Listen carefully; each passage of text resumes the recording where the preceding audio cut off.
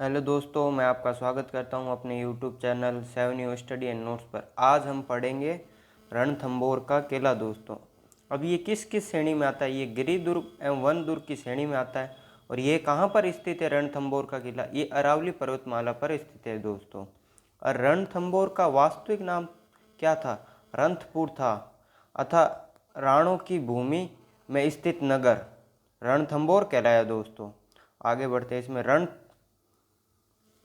रणथंभौर, रण उस पहाड़ी का नाम है जो किले की पहाड़ी से कुछ नीचे है, एवं थम थम यानी स्तंभ जिस पर यह किला बना है, इसी से इसका नाम रणथंभौरपुर हो गया दोस्तों। अब इसका निर्माण किसने कराया था? रणथंभौर किले का। अब इसके निर्माण की जानकारी का दोस्तों अभाव पड़ता है। किसने करवाया था? प्रारंभिक जानकारी का अभाव है। इसको विद्वानों में लेकर अनेक मत है।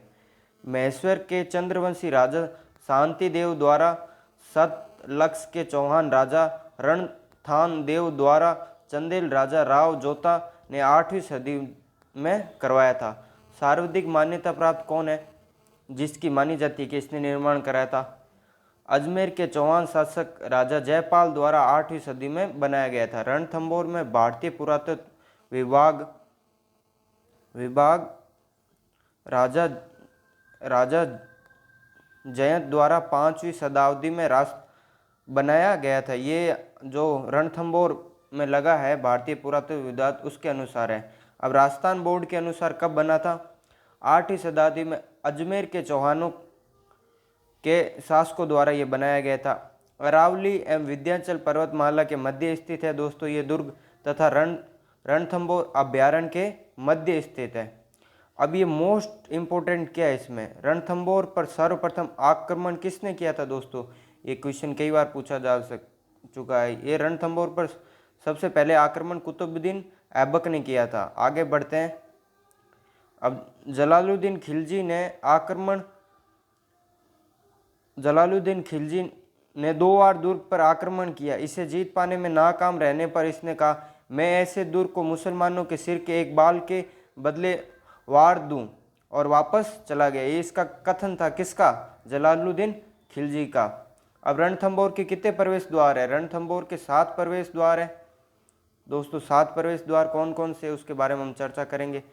नखलखा द्वार दोस्तों, जो मुख्य द्वार के बारे में कई बार क्वेश्चन पूछ लिया जाता है, तो ये मुख्य द्वार किसने बनाया था? महाराजा जगत सिंह ने बनाया था। अन्य द्वार कौन सा? हाथी पोल, गणेश पोल एवं सूरज पोल, अंधेरी पोल, सतपोल एवं दिल्ली पोल, ये इसके अन्य दरवाजे हैं। और अगला ये तोरण दरवाजा है, जो 3 दरवाजों का समूह है, जो चौहानों के समय का तोरण द्वार है। मुसलमान काल में अंधेरी दरवाजा, जयपुर शासकों के समय त्रिपोलिया दरवाजे के नाम से यह जाना गया। अब किले के अंदर क्या क्या बना है? अब किले के अंदर बने मंदिरों की चर्चा करें दोस्तों। अब किले के अंदर बने मंदिर, त्रिनेत्र गणेश मंदिर, शिव मंदिर, और किले के अंदर तालाब है, पद्मनी तालाब, जिसका निर्माण 11 जुलाई 1301 ईस्वी को जल जाओर रानी ताड़ा तालाब, ये अलग अलग ये 2 तालाब है। किले के महल, जोगी महल, सुपारी महल, हामिर महल, रानी महल, बादल महल, जोरा भोरा महल। अब सुपारी महल के बारे में क्या है? सद्भाव का जीता जागता उदाहरण। इसमें मंदिर, मस्जिद एवं गुरुद्वारा स्थित दोस्तों। ये मोस्ट हो सकता है, क्योंकि सुपारी महल क्या है? ये सद्भाव का जीता जागता उदाहरण। इसमें मंदिर भी है, मस्जिद भी है, मंदिर है, मस्जिद है, और गुरुद्वारा भी है। ये तीनों धर्मों का है दोस्तों। तो आगे बढ़ते हैं हम इसमें। और क्या स्थित है इसमें? तो इसमें देखिए 32 खंभों की छतरी, हामिर की कचहरी, जेत्र सिंह की छतरी या न्याय की छतरी। आमिर द्वारा अपने पिता के 32 वर्षों के शासन की याद में इस 32 खंभों की छतरी का निर्माण करवाया गया था। किसके द्वारा? हामिर के द्वारा दोस्तों। आगे बढ़ते हैं हम। और क्या क्या है? अधूरा सपना या अधूरी छतरी, राणा सांगा की पत्नी हाड़ा कर्मावती ने बनवाना शुरू किया था, और उनके चले जाने के बाद ये अधूरी रह गई, इसीलिए इसे अधूरा छपना या अधूरी छतरी के। दोस्तों, ये हाड़ा रानी कौन थी? इसके बारे में एक विस्तार से मैं बाद में वीडियो लेके आऊँगा, उसमें बता दूंगा कि हाड़ा रानी कौन थी। अब रणथंभौर किले में स्थित पीर सादरुद्दीन की दरगाह का निर्माण अलाउद्दीन खिलजी ने करवाया था दोस्तों। किसने कराया था? अलाउद्दीन खिलजी ने करवाया था दोस्तों। आगे बढ़ते हैं हम इसी वीडियो में। अब कई इतिहासकारों के अलग अलग कथन है। अब कथन क्या है?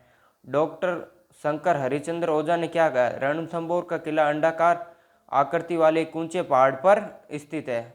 अब अब्दुल फजल का कथन, ये दुर्ग पहाड़ी प्रदेश के बीच में इसलिए लोग कहते हैं कि दुर्ग नंगे हैं, लेकिन ये दुर्ग बख्तार बंद है। ये दो पहाड़ियों के बीच स्थित होने के कारण अब्दुल फजल ने ये ऐसा कहा है। अब वीर विनोद कविराज सामल दास ने क्या कहा दोस्तों? एकमात्र किला जो दुश्मन सेना को दिखाई नहीं देता तथा दुश्मनों को आसानी से देखा जा सकता है। ये किसने कहा है? ये वीर विनोद के लेखक कविराज श्यामल दास ने कहा है दोस्तों। आगे बढ़ते हैं हम इसी के बारे में। तो अब इस दुर्ग में जो शाखे हुए उनकी चर्चा करते हैं। इसका पहला शाखा कब हुआ था दोस्तों? इसका जो पहला शाखा है ये कब हुआ था दोस्तों? इसका पहला शाखा हुआ था अपना, पहला शाखा पढ़ते हैं दोस्तों। पहला शाखा कब हुआ था? ये प्रथम शाखा है 1301 ईस्वी में हुआ था। आक्रमण किसने किया था? अलाउद्दीन खिलजी द्वारा आक्रमण किया था। यहाँ के शासक कौन थे? आमिर देव चौहान दोस्तों।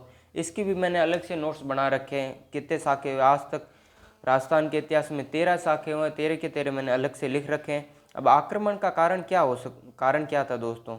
तो इसमें हम आपको आक्रमण का कारण बताएंगे क्या क्या रहा इसमें आक्रमण का कारण। तो आक्रमण का कारण हम पढ़ते हैं दोस्तों। अब आक्रमण का कारण पढ़ेंगे दोस्तों। आक्रमण का कारण है ना, अलाउद्दीन खिलजी का सेनापति मीर मोहम्मद शाह मंगोल सुल्तान की मेरठ बेगम चिमाना से प्रेम करता था। ठीक है। अब बेगम के सेना नायक के साथ मिलकर अलाउद्दीन खिलजी को मारने का षड्यंत्र किया। जो उसकी बेगम थी ना, अलाउद्दीन खिलजी के साथ मिल गए और उसको मारने का षड्यंत्र किया। अब वो भागकर कहाँ चले गए थे? मुगल शाह एवं बेगम वहाँ से भागकर हामिर की शरण में आ गए थे। अलाउद्दीन ने पत्र लिखकर भेजा कि मेरे मन में हामिर के प्रति कोई व्यक्तिगत द्वेष नहीं है, लेकिन आप शरणागत को या मरवा दें या सौंप दें तो शाही सेनाएं वापस दिल्ली आ जाएगी।